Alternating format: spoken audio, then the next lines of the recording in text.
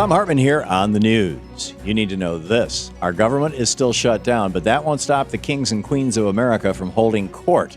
This week, the Supreme Court begins their new session, and the docket looks like a Republican wish list of laws they'd love to see overturned. On Tuesday, the justices will hear oral arguments in McCutcheon v. FEC, which is another challenge to campaign contribution limits.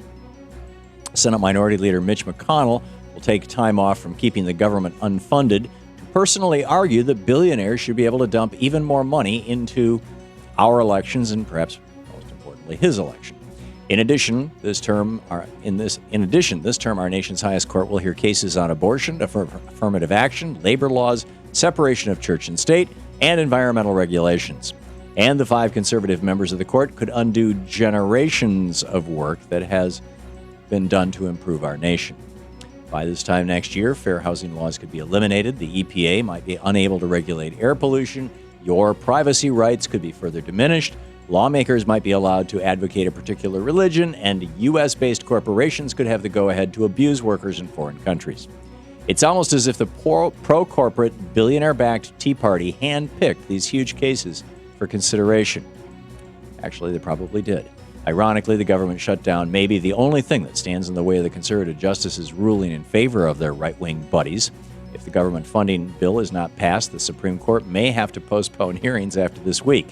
These cases are extremely important, and Supreme Court decisions can be nearly impossible to overturn. The kings and queens of our nation at the Supreme Court have amassed a huge amount of power, and it appears that 5 of them are about to use that power to screw us again. In screwed news, House Speaker John Boehner seems determined to destroy our economy. This past Sunday on ABC's This Week, the Speaker pledged not to back down from his list of ransom demands and said that the path we're on leads to default.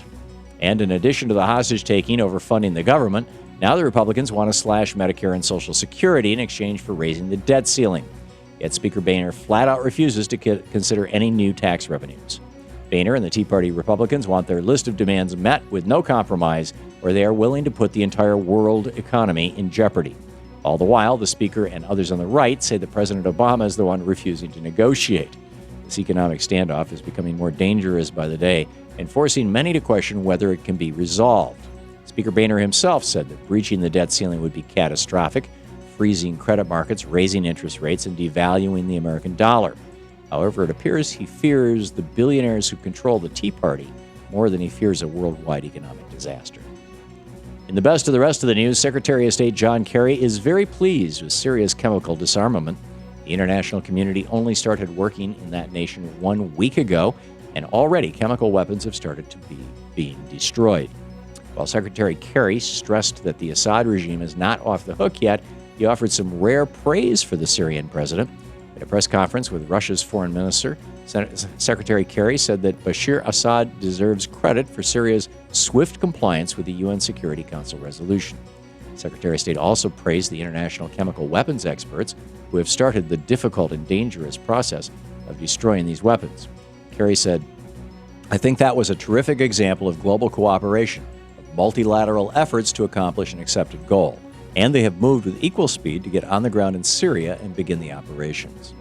The process isn't going to be easier, but our world is better each time any dangerous weapon is destroyed." The fight for 15 may soon have a victory in Seattle. On November 5th, the voters who live near SeaTac Airport will get a chance to approve a living wage for about 6,300 workers. If approved, employees at the airport and nearby hotels, parking lots, and car rental agencies would have to be paid at least $15 an hour. That's more than double the federal minimum wage of $7.25 and substantially higher than Washington State's minimum wage of $9.19 an hour. Not only would the higher wage make life easier on hourly workers, but a study from Puget Sound Sage says it would add $54 million into that area of Seattle's economy. Heather Weiner, a spokesperson for a group supporting the initiative, said this would be a big economic boost in the arm for a part of our region that is suffering a lot. And labor groups hope that the proposed wage increase will encourage other communities to follow. In less than a month, voters will have the power to make life better for workers and provide a great stimulus to their local economy. Hopefully they will approve this win-win common sense proposal. And finally, the government shutdown is hurting millions of Americans around our nation, including hundreds of thousands of furloughed government workers. So, Tom Nardone of Birmingham, Michigan, is doing his part to help out.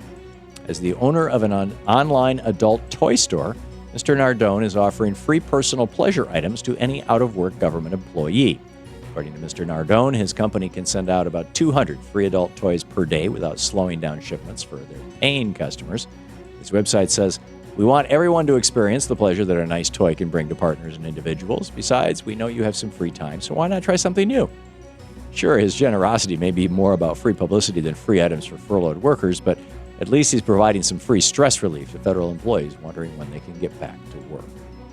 And that's the way it is today, Monday, October 7th, 2013. I'm Thom Hartmann on the news.